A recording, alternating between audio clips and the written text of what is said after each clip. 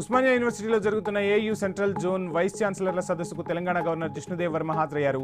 Artificial intelligence, quantum సాంకేతికతతో కూడిన ఉన్నత విద్యా సంస్థల రూపకల్పన అంశంపై సదస్సు నిర్వహిస్తున్నారు. విజయవాడ బీజేపీ రాష్ట్ర కార్యాలయంలో శివాజీ మహారాజ్ జయంతి వేడుకలను ఘనంగా నిర్వహించారు. ఈ కార్యక్రమంలో బీజేపీ నేతలు పాల్గొని ఆయన మహోన్నత జీవితాన్ని గుర్తు చేసుకున్నారు. నల్గొండ జిల్లా మిర్యాలగూడలో భారీ ర్యాలీ నిర్వహించారు. ఆర్ఎస్ఎస్ హిందూ వాహిని కార్యకర్తలు ఛత్రపతి శివాజీ జయంతి సందర్భంగా వేడుకలను ఘనంగా నిర్వహించారు. జై ఛత్రపతి అంటూ నినాదాలు చేశారు. ములుగు మున్సిపల్ చైర్పర్సన్ గా చింతనిప్పుల చంద్రకళ పదవీ బాధ్యతలు స్వీకరించారు. కార్యాలయంలో ప్రత్యేక పూజలు నిర్వహించి వేద పండితుల ఆశీర్వాదం తీసుకుని బాధ్యతలు స్వీకరించారు.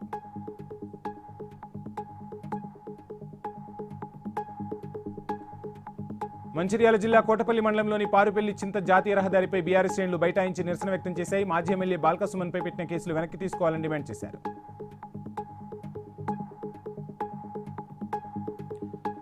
ఏలూరు జిల్లా నూజివీడ్లోని కేడీసీసీ బ్యాంక్ వద్ద పీఎస్సీఎస్ ఉద్యోగులు ఆందోళన చేపట్టారు. కింది స్థాయి ఉద్యోగులను వేధించడం సరైన చర్య కాదని మండిపడ్డారు. తమ సమస్యలను తక్షణమే పరిష్కరించాలని డిమాండ్ చేశారు.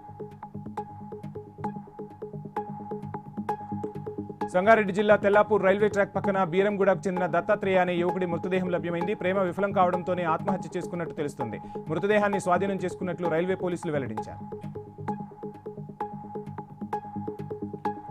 భార్యను కత్తితో నరికి భర్త హత్య చేసిన ఘటన తూర్పుగోదావరి జిల్లా బిక్కవోలు మండలం రంగాపురంలో చోటు చేసుకుంది. మృతురాలు దానుకొండ జ్యోతిగా పోలీసులు గుర్తించారు.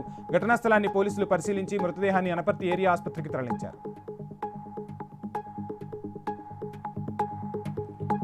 తూర్పుగోదావరి జిల్లా రాజమండ్రి నుంచి గోకవరం వెళ్తున్న ఆర్టీసీ బస్సులో చోరీ కలకలం రేపింది. ఓ మహిళ బ్యాగులో నుంచి గుర్తు తెలియని వ్యక్తులు గొలుసును కొట్టేశారు.